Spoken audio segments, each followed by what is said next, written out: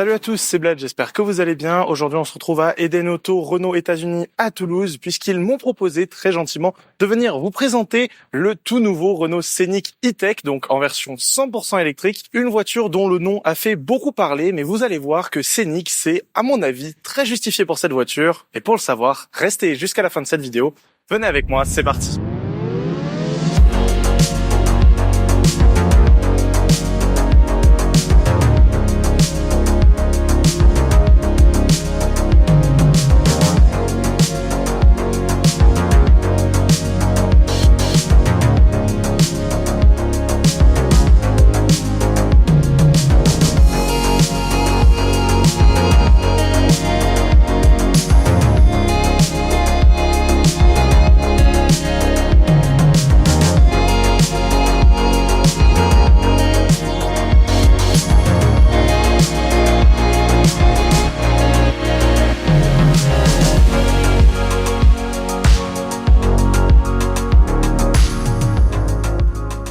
C'est en 1995 que le Renault Scénic sort d'abord une déclinaison de la Mégane. Ce monospace séduit très vite les familles et devient carrément le best-seller des familiales compactes. Aujourd'hui, en 2024, les besoins n'ont pas évolué. Mais ce qui a évolué en revanche, c'est les goûts des gens. Aujourd'hui, les gens ne veulent plus de monospace et ça, Renault l'a compris. Alors venez avec moi pour découvrir ce qui, à mon avis, va faire de ce Renault Scénic un véritable best-seller. Bon.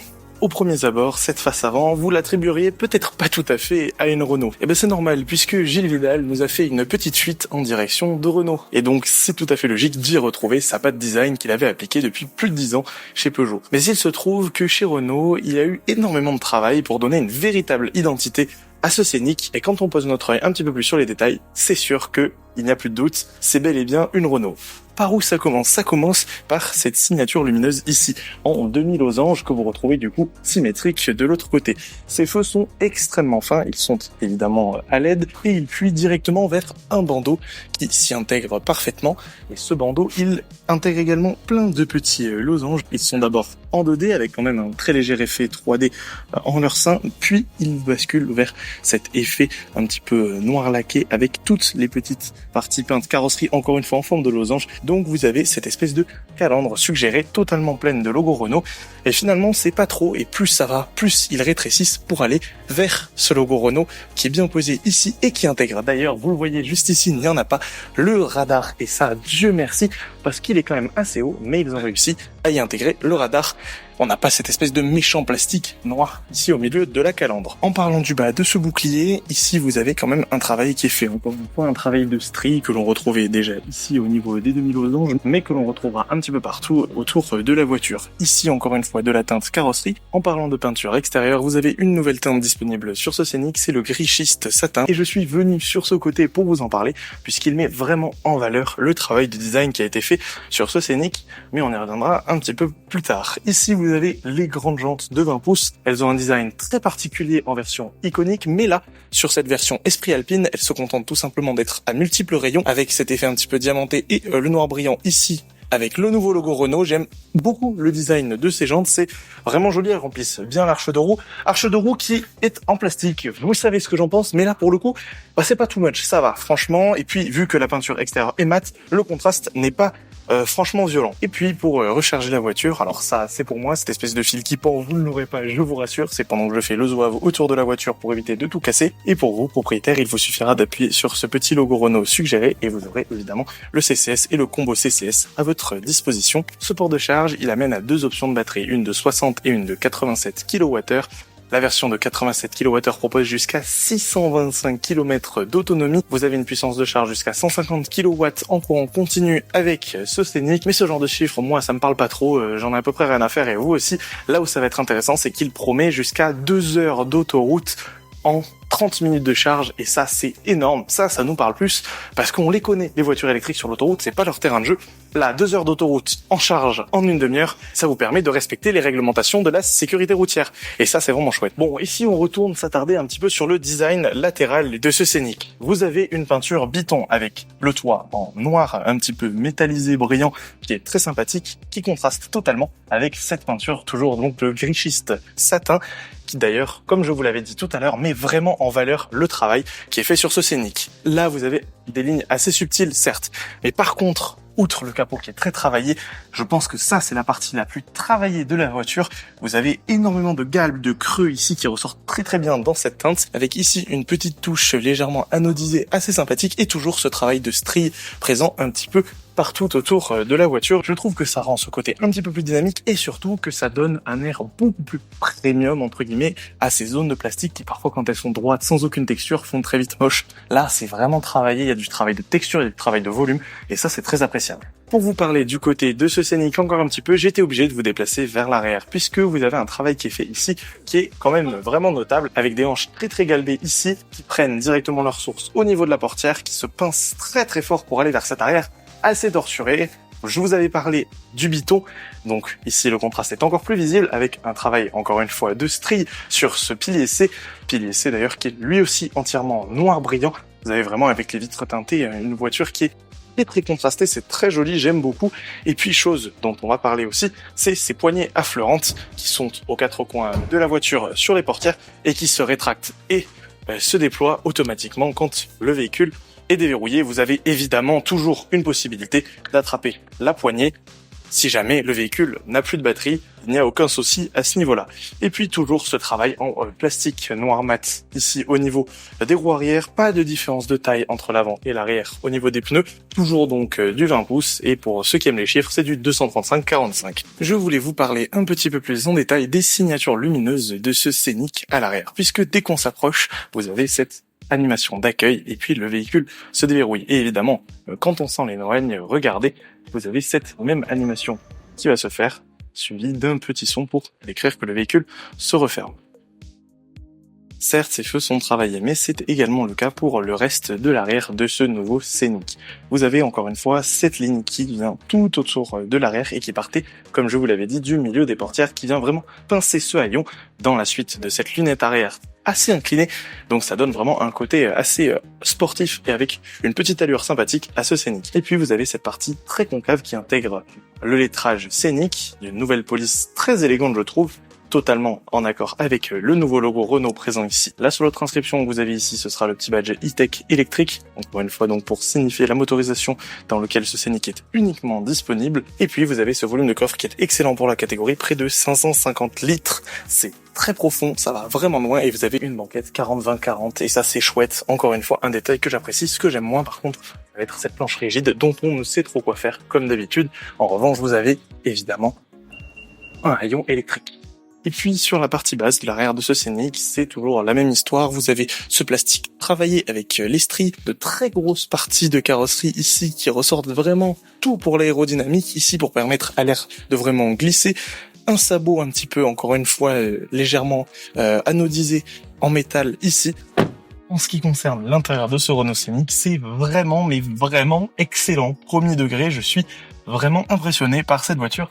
Et pour vous en parler plus en détail, pour vous détailler un petit peu plus l'habitacle de la partie avant et les interfaces, on va partir à un autre point de vue. De toutes les raisons pour lesquelles ce nouveau Renault Scénic a été élu voiture de l'année 2024, l'intérieur est pour moi la raison principale. Il enterre définitivement toutes les critiques qu'on pouvait entendre à l'époque à propos de Renault en termes de finition. Déjà, en ce qui concerne le poste de pilotage en lui-même, vous avez ce volant en cuir et en suédine juste ici à l'intérieur, qui est très qualitatif avec des petites surpiqûres aux couleurs du drapeau français à l'intérieur. Le nouveau logo Renault est présent ici avec un effet un petit peu métallique. En parlant de métallique, ici vous avez un espèce d'aluminium avec les boutons en son sein, boutons qui ont l'air d'être capacitifs mais qui ne le sont absolument pas. Ce sont de vrais boutons cliquables présents juste ici et qui sont d'ailleurs très qualitatifs. Ici vous avez le bouton Multisense qui vous permet de choisir entre les différents modes de conduite de ce nouveau Renault Scénic avec les affichages et les différentes couleurs à l'intérieur qui varient. Et puis derrière vous avez les palettes de régénération. Ici ça descend la régénération et là ça augmente la régénération d'énergie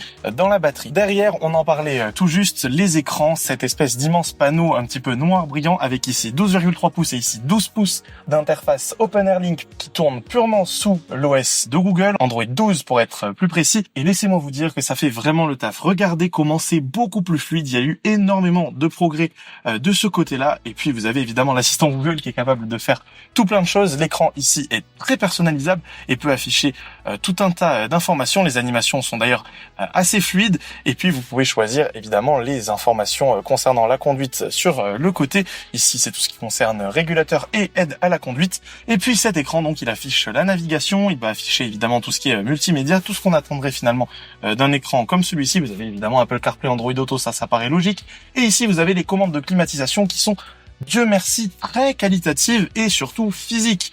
Vous avez des boutons qui ont vraiment un feeling agréable et qui vous permettent de contrôler donc toutes les fonctionnalités de climatisation basiques. Seuls les sièges chauffants, le volant chauffant et la synchronisation de la climatisation se feront sur la partie tactile. Mon seul regret, ça va être le fait que le volume ici se fait en tactile. Alors certes, sur le volant avec ce dinosaure de Komodo, il se fait avec les boutons, mais là j'aurais bien aimé vraiment avoir de quoi augmenter le volume de manière un petit peu plus intuitive. Et je vais reprendre la main pour vous parler plus en détail de la finition à l'avant de ce Scénic. Ici vous avez de l'éclairage d'ambiance présent également à l'arrière, ce matériau assez sympathique avec un dégradé de bleu qui est de plus en plus fort vers le centre de la planche de bord, du plastique légèrement moussé ici, du très moussé ici et enfin du plastique dur ici. Mais ce qui est très intéressant, c'est que vous avez une moquette aux couleurs de l'Esprit Alpine ici dans les portières et au niveau du sol. Puis juste ici vous avez un matériau un petit peu sympathique surpiqué ici avec un effet un petit peu cuir, mais ça n'en est pas. Et ici vous avez de l'aluminium avec une bande de rétroéclairage, les aérateurs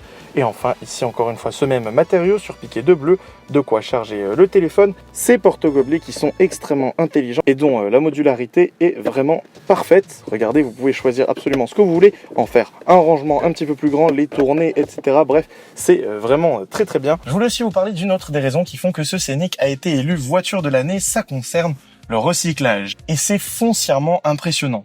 Ce Scénic, pour le dire très simplement, 100% des matériaux textiles utilisés à l'intérieur sont recyclés. 90% de ce véhicule est recyclable. 18% des matériaux globaux utilisés sont recyclés. Bref, ce sont des chiffres très impressionnants et on devine les quelques matériaux qui y contribuent largement à l'intérieur. À commencer par ce ciel de toit en tissu qui est très agréable. Il est légèrement anthracite tacheté, c'est extrêmement joli. Et alors, le plus impressionnant, d'où cet angle de vue étonnant que j'ai depuis tout à l'heure, ça va être ici, ça va être le bouton du toit panoramique qui fait d'ailleurs 1,65 m². Au passage, on n'est pas très très loin d'une chambre étudiante à Paris, quoi. Regardez, ici, le toit devient complètement opaque et vous pouvez également le rendre à ce demi-opaque ou également complètement transparent comme il l'était tout à l'heure. C'est absolument magique, c'est vraiment impressionnant et du coup vous pouvez profiter de lumière sans être ébloui par le soleil ou alors d'avoir une vue quasiment transparente. Je dis bien quasiment parce qu'on a quand même cet effet légèrement opaque, même le toit totalement désopacifié. C'est obligé pour pouvoir avoir une telle technologie. Mais vraiment, c'est impressionnant. Regardez comment il devient opaque instantanément si jamais on le ferme dans son intégralité. Il faut moins de 5 secondes et c'est en fait plus rapide qu'un Velum électrique classique. Bon, il est clair qu'il est qualitatif ce Scénic, on l'a compris. Mais l'une des questions principales de cette vidéo, c'était est-ce qu'il mérite le nom Scénic? Puisque le nom Scénic, c'était vraiment le roi de la catégorie des compacts monospace qui permettait d'avoir énormément de place à l'arrière. Ben laissez-moi vous dire que le siège ici est reculé au maximum.